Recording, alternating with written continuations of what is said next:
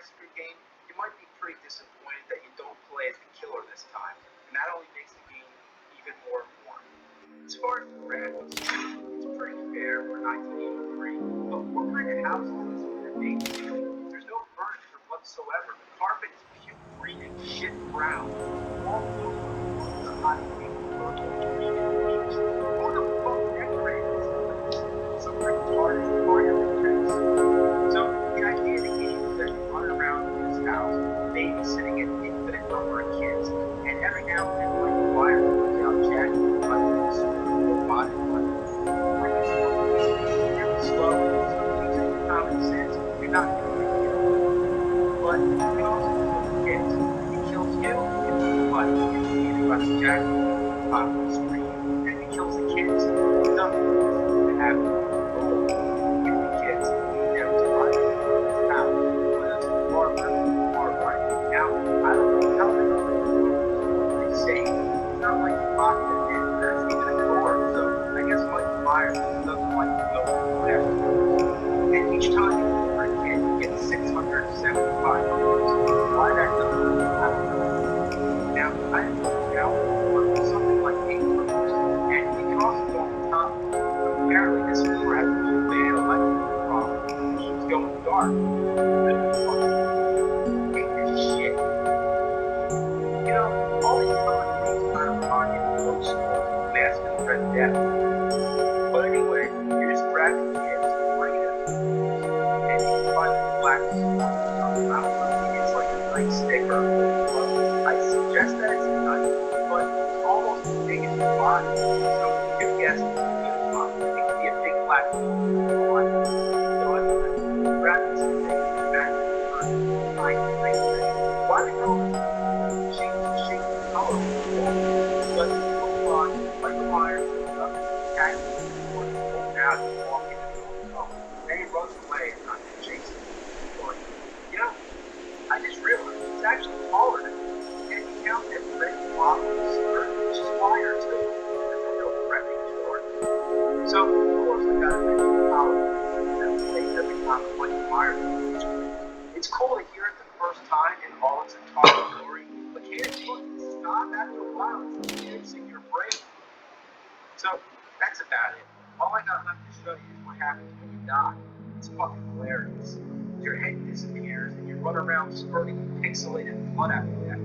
What you're looking at might be the first head decapitation ever in a video game. It's by far the most addictive part of the game, and after only a few minutes you'll find yourself doing this deliberately. Come on, kill the kid, kill the kid. Yeah. Get him. There you go. Alright, now get me. Get me. Alright, now excellent. You know, it's all coming back to me now. I remember once long ago, I had this game in my possession. I just remember seeing this blank cartridge with a pale, emotionless game with the dullest graphics. The most awful game. I spent 8 years trying to figure it out, and another 7 trying to keep it on my body.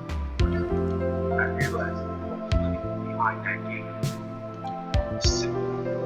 Hi. I was waiting for you. Oh, you want to trick or treat? Okay, here's a trick or treat for you. You look kinda cute in everyday clothes. Nothing, I'm just teasing. I was just wondering if you could fix the video recorder. I have a screwdriver here if you need it. I was watching a movie and it suddenly broke.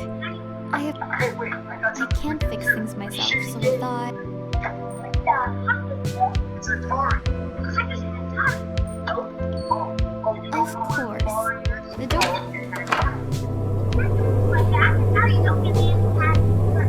There you go. Have fun.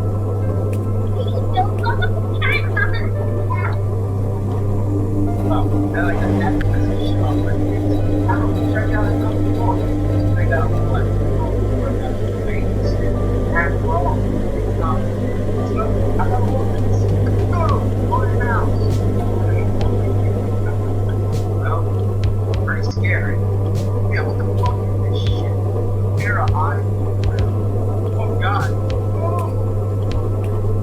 way, I'm guessing you're not really in there on just common that in the car. See, or someone's office. Wait, it's Peapod. Yeah, it's fucking Peapod.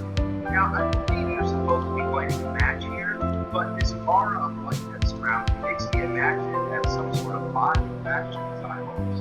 Now, while this match doesn't help to see the rest of your body, whatever it's supposed to look like, it actually helps to find items, and the goal is to collect pieces of an urn. Oh, so now it's the twilight thing. Well, we go around watching out for ghosts, bats, and spiders. You couldn't possibly need any more cliche. Over by the ghosts, at the level of rest, you can't see walls. The game's got dark, that's right, it's got darker than dark. The graphics were pretty boring, but now there's hardly a damn thing on the screen but black. Genius is fun. Well, we have time for one more. Let's see.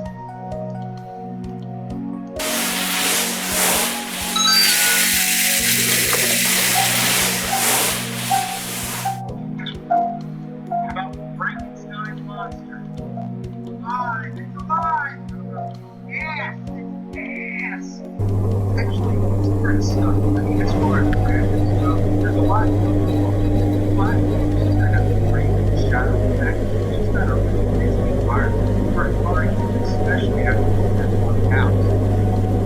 Well, that's the Frankenstein monster. Why is it green? Well, every ball of lightning becomes more and more green when it's all green and comes alive. Whether it comes alive or die, that's what it means. Now, your only enemies is those and the spiders, and not fine with that, I guess. You don't expect much, but who the hell is it supposed to be? Regular guy who thinks it's all captain? Well, anyway, nothing is dangerous except water. Fall, water, and die. You get touched by anything else, it just freezes you for a second. So, the goal is to collect the blocks on the wall and trap them on it. So, you get the block, and you go back up where you start, and oh, fuck! This shit is it! You're not even back! What the hell's going on? Never had like a god such a relentless onslaught of vampire bats. Have mercy. So, then you just keep going back and forth, getting that block. Now, one thing that kind of bothers me is this area up to the left. You can't even go there. You can't pass through this green shit, and you might exit on the side of the screen and come out the other way in any game. But no, that doesn't happen. So the spot, as far as I know, is just a waste. But the worst thing is the jumpers. This does not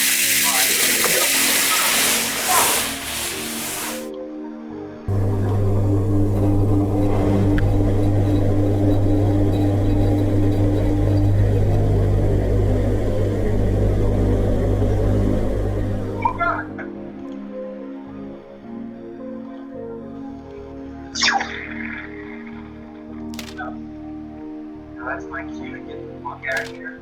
Go babes.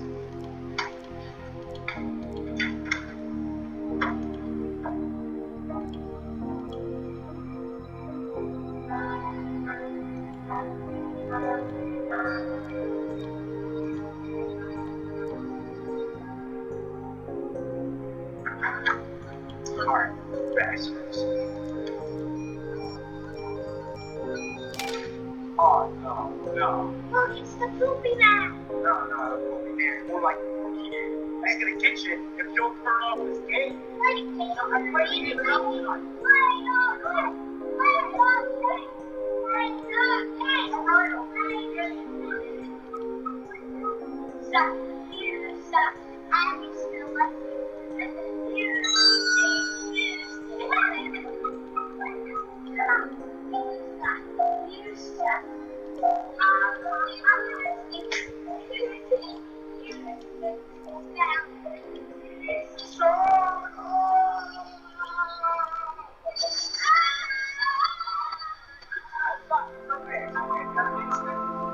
Circuit breaker? Yeah, right.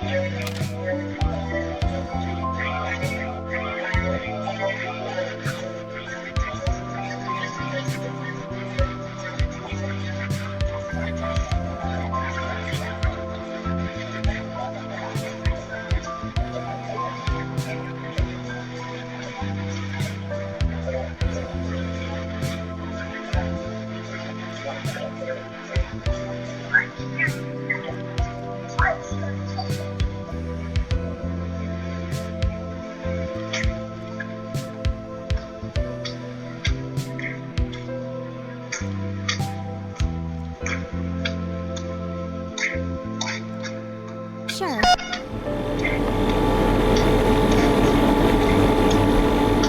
No problem.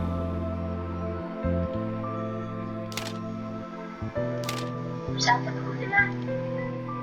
Yeah, I think it was. Would you... Here.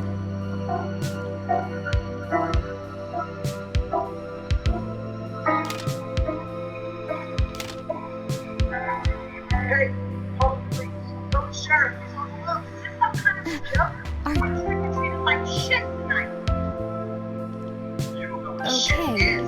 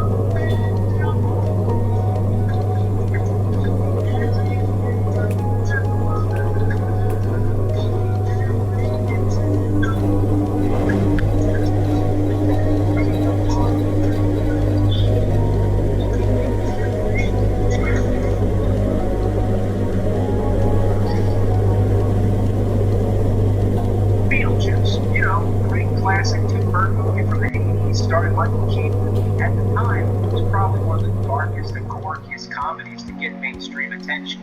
It was a big deal. It had a cartoon show and, of course, a video game on the good old NES. With a movie that employs such a wide scope of imagination where anything can happen, that gives a lot of possibilities for a game. So I bet this could be great. Unless... Oh, come on! Why? Of course. It was made by LJN. Made by LJN. You know, that's something everyone's always trying to correct me about. LJN was not a game developer. They were a publisher that contracted other companies to develop the games. I know that, but that doesn't change the fact that every time this logo appears on a game, it's guaranteed to be ass. If LJN published it, they still made it. It's an LJN game.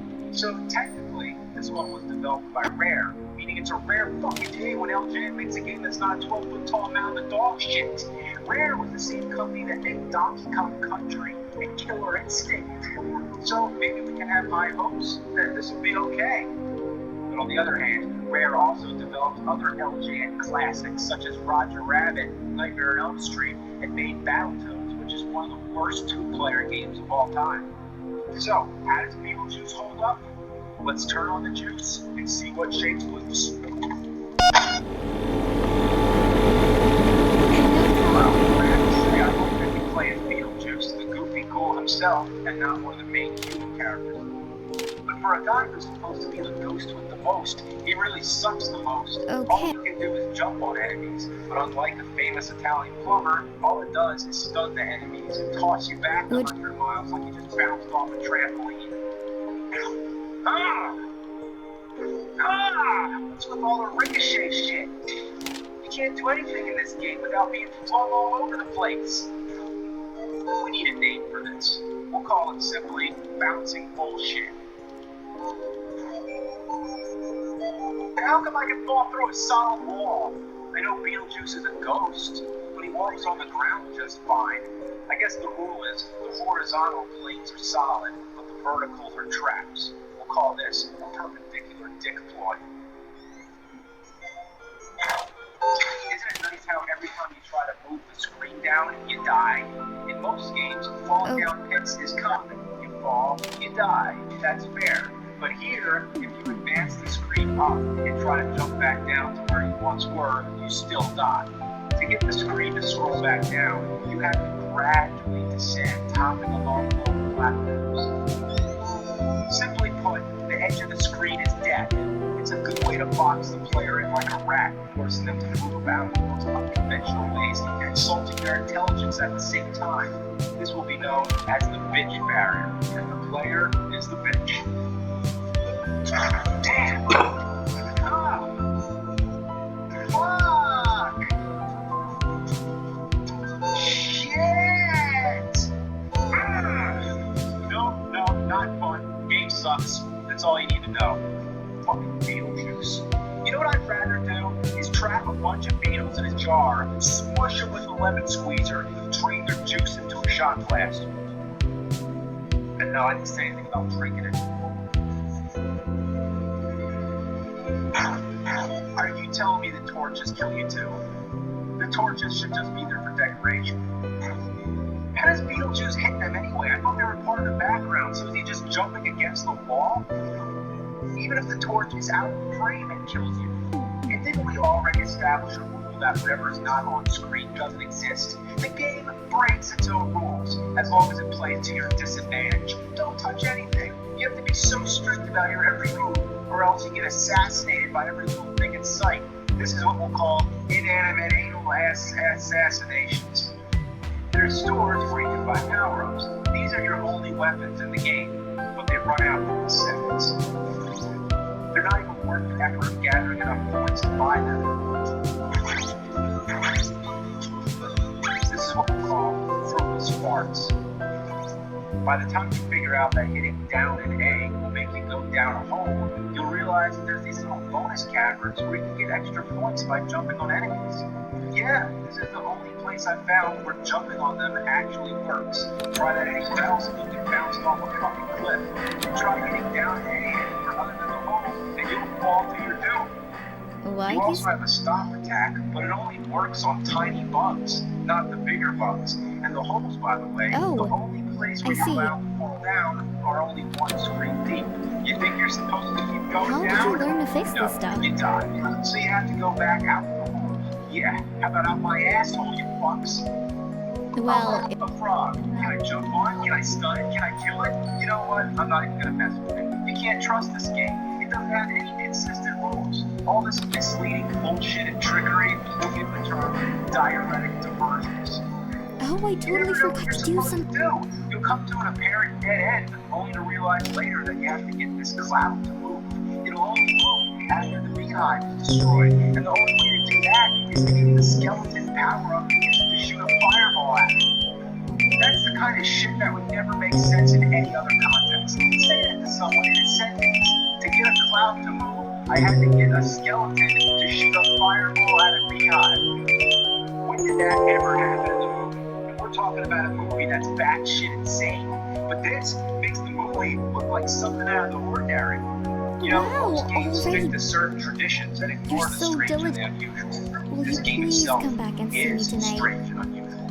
There's a few cutscenes, you did such a wonderful job for me. So how about faithful to the film?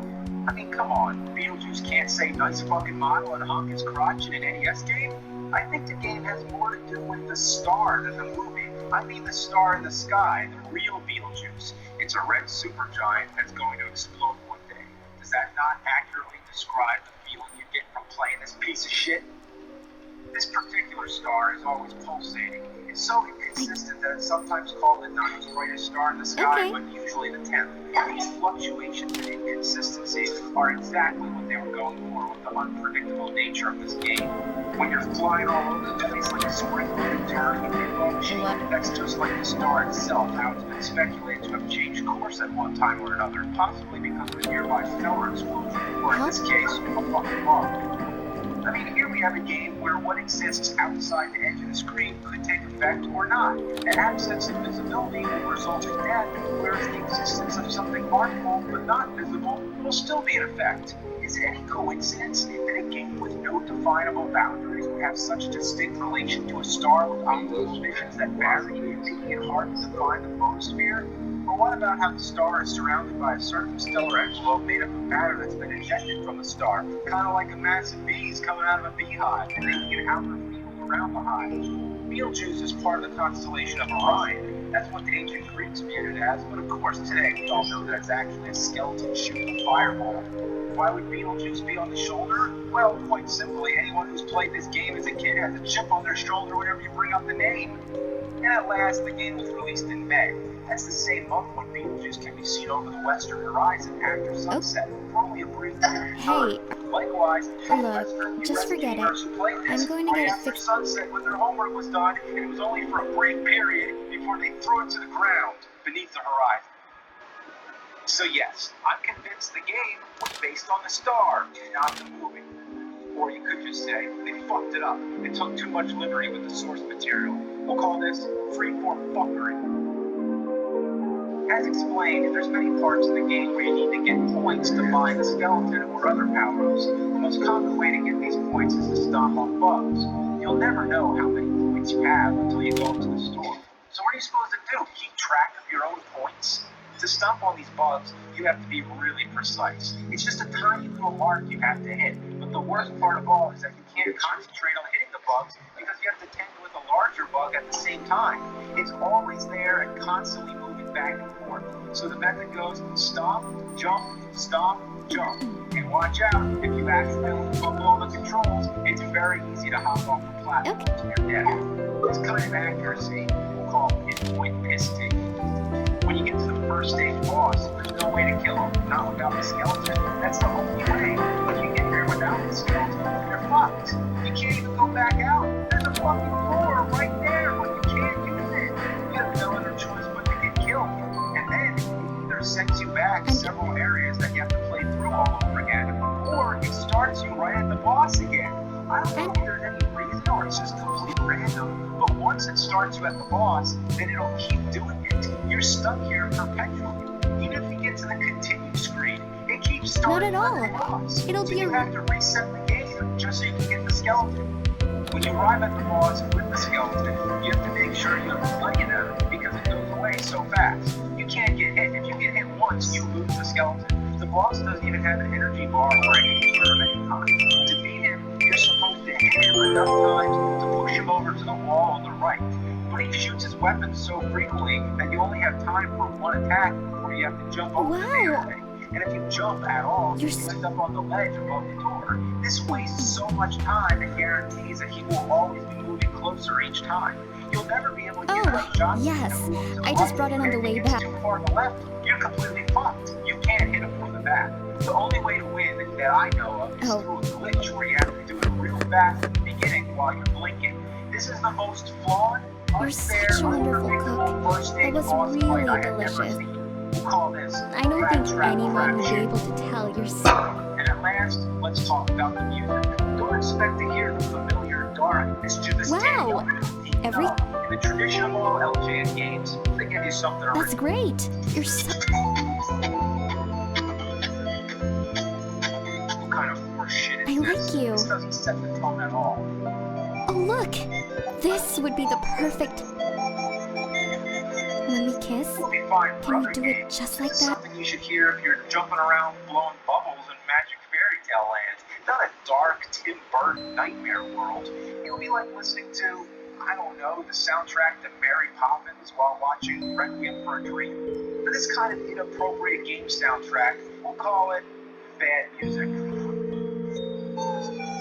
In conclusion, I can say the game is ass. It's a steaming pile of goat shit, horrible abomination, but the perfect way to sum it up is it's an LJN game. It doesn't matter who actually developed it, they were hired by LJN. The welcome letter probably said something like this. Welcome to our team of laughing, joking numbnuts. Here at LJN, we strive in creating the world's leading shit fest and providing to our customers the greatest raping of all their favorite games. We